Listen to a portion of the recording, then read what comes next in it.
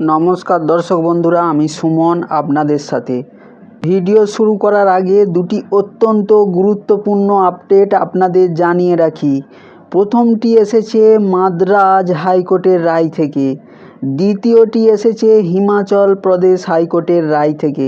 প্রথমে মাদ্রাজ হাইকোর্টের রায়ের কথা বলি। এই রায়টি এসেছে এক্সেমটেড ট্রাস্টের কর্মীদের পক্ষে। আপনারা জানেন অনেকে এক্সেমটেড ট্রাস্টের কর্মীদের উচ্চ পেনশনের আবেদন বাতিল করে দেওয়া হয়েছে। কারণ হিসেবে বলা হয়েছিল যে সংশ্লিষ্ট ট্রাস্টের নিয়ম অনুযায়ী বেশি বেতনের উপর অতিরিক্ত ইপিএফ অবদান জমা দেওয়ার অনুমতি নেই, তাই তারা উচ্চ পেনশনের জন্য যোগ্য নন। ইপিএফওর এই যুক্তির ভিত্তিতে প্রায় 10 লক্ষেরও বেশি আবেদন বাতিল করা হয়েছিল। কিন্তু এরপর বিএইচইএলের 86 জন কর্মী মাদ্রাজ হাইকোর্টের মামলা করেন। আদালতের রায় সম্পূর্ণভাবে কর্মীদের পক্ষেই যায়। আদালত জানায় যে 18 জানুয়ারি 2025 তারিখে ইপিএফের কেন্দ্রীয় দপ্তর থেকে যে সার্কুলার জারি করা হয়েছিল সেখানে আঞ্চলিক অফিসগুলোকে নির্দেশ দেওয়া হয়েছিল যে কোনো এক্সেমটেড ট্রাস্টের নিয়ম যদি বেশি বেতনের ওপর অবদান জমা দেওয়ার অনুমতি না দেয় তাহলে সেই সব উচ্চ পেনশনের আবেদন বাতিল করতে হবে। মাদ্রাজ হাইকোর্টের সেই সার্কুলারকে বাতিল করে দিয়েছে। এর অর্থ এখন ইপিএফও শুধুমাত্র এই যুক্তি দেখিয়ে আর আপনার আবেদন বাতিল করতে পারবে না যে আপনার প্রতিষ্ঠান একটি এক্সেমটেড ট্রাস্ট এবং ট্রাস্টের নিয়মে উচ্চ বেতনের ওপর অবদান রাখার উল্লেখ নেই। এই যুক্তির ভিত্তিতে আর কোনো আবেদন বাতিল করা যাবে না।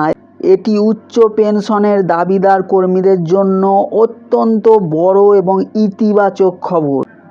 অর্থাৎ ইপিএফও যে 18 জানুয়ারি 2025 সালে সার্কুলারের ভিত্তিতে আবেদন বাতিল করেছিল সেই ভিত্তিকে আদালত খারিজ করে দিয়েছে। এর ফলে এখন প্রবল আশা তৈরি হয়েছে যে এক্সেমটেড ট্রাস্টের বহু কর্মীও উচ্চ পেনশনের সুবিধা পেতে পারেন। এবার দ্বিতীয় গুরুত্বপূর্ণ আপডেটের কথা বলি।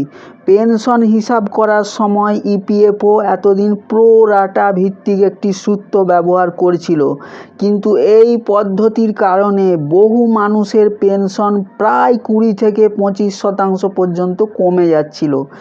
এই বিষয়েও হিমাচল প্রদেশ হাইকোর্ট গুরুত্বপূর্ণ পর্যবেক্ষণ করেছে। আদালতের মতে প্রো রাটা ভিত্তিক এই হিসাব সম্পূর্ণ অযৌক্তিক। আদালত বলেছে পেনশন নির্ধারণের ক্ষেত্রে শেষ 60 মাসের বেসিক বেতন ও মহার্ঘ ভাতার গড় অর্থাৎ পেনশনযোগ্য বেতনের ভিত্তিতেই হিসাব করা উচিত। এই দুটি রায়ই অত্যন্ত গুরুত্বপূর্ণ এবং উচ্চ পেনশনের জন্য অপেক্ষায় থাকা বা ইতিমধ্যেই উচ্চ পেনশন পেতে শুরু করা কর্মীদের জন্য খুবই উপকারী।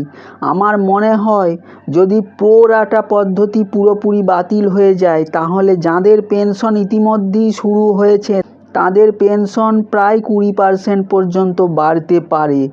একইভাবে মাদ্রাজ হাইকোর্টের রায়ের ফলে যাদের আবেদন শুধুমাত্র এক্সেমটেড ট্রাস্টের অজুহাতে বাতিল করা হয়েছিল তাদের আবেদনও আবার নতুন করে বিবেচনা করা হতে পারে। এই ছিল আজকের প্রথম দুটি গুরুত্বপূর্ণ আপডেট। এবার আসি পেনশন ক্যালকুলেশন শিটের প্রসঙ্গে। যারা উচ্চ পেনশন পাচ্ছেন তাদের অনেকেই জানেন না তাদের পেনশন কিভাবে হিসাব করা হয়েছে। বর্তমানে কাঁচা তথ্য বা র ডেটা আলাদা করে আবেদন করলে তবেই পাওয়া যায়। আমার মতে এটি স্বয়ংক্রিয়ভাবে দেয়া উচিত।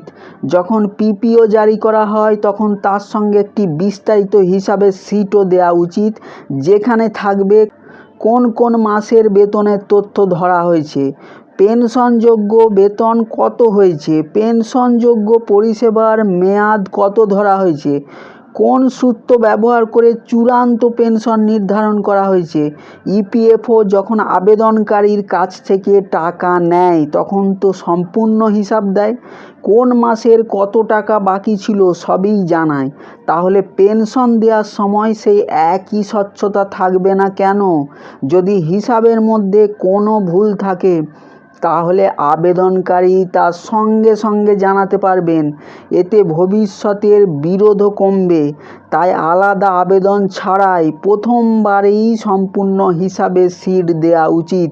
সবশেষে সবচেয়ে গুরুত্বপূর্ণ প্রশ্নটি হলো এক্সেমটেড ট্রাস্টের ক্ষেত্রে মাদ্রাজ হাইকোর্ট কর্মীদের পক্ষে রায় দিয়েছে। আদালত বলেছে ট্রাস্টের নিয়মের অজুহাতে উচ্চ পেনশনের আবেদন বাতিল করা যাবে না। কিন্তু ইতিমধ্যেই প্রায় 10 লক্ষ আবেদন বাতিল হয়ে গেছে। এখন প্রশ্ন হলো সেই বাতিল হওয়া আবেদনগুলোর কি হবে? সেগুলো কি আবার চালু করা হবে? যদি করা হয় তাহলে প্রক্রিয়াটি কি হবে? আর আবেদনকারী কিভাবে জানতে পারবেন যে তাঁর আবেদন পুনরুজ্জীবিত হয়েছে? বর্তমানে পোর্টালে স্ট্যাটাস আপডেট হতে অনেক সময় লাগে, ফলে মানুষ অনিশ্চয়তায় থাকেন যে তাঁর আবেদন গ্রহণ হয়েছে কিনা বা পুনরায় সক্রিয় হয়েছে কিনা। তাই ইপিএফওর উচিত একটি স্পষ্ট সার্কুলার জারি করা। সেখানে জানানো উচিত তারা কি হাইকোর্টের রায়ের বিরুদ্ধে সুপ্রিম কোর্টে যাবে। যদি যায় তাহলে ততদিন কি ব্যবস্থা থাকবে। যদি রায় মেনে নেয় তাহলে বাতিল আবেদন পুনরায় চালু করার পদ্ধতি কি হবে? আবেদনকারী কিভাবে সেই তথ্য জানতে পারবেন? আজকের আলোচনায় আমি এমন অনেক বিষয় তুলে ধরলাম যেগুলোর এখনও স্পষ্ট উত্তর নেই, কিন্তু উত্তর পাওয়া অত্যন্ত জরুরি। এই সমস্যাগুলোর সমাধান হলে লক্ষ লক্ষ প্রবীণ নাগরিক বাস্তব উপকার পেতে পারেন। আপনাদের যদি মনে হয় এই আলোচনা গুরুত্বপূর্ণ তাহলে বিষয়গুলো আরও বেশি মানুষের কাছে পৌঁছে দিন, যাতে সংশ্লিষ্ট কর্তৃপক্ষ বুঝতে পারে কোথায় কোথায় এখনও সমস্যা রয়ে গেছে এবং কোথায় দ্রুত পদক্ষেপ নেওয়া প্রয়োজন। খুব শীঘ্রই আবার নতুন একটি আলোচনা এবং নতুন একটি বিষয় নিয়ে দেখা হবে। ধন্যবাদ, নমস্কার।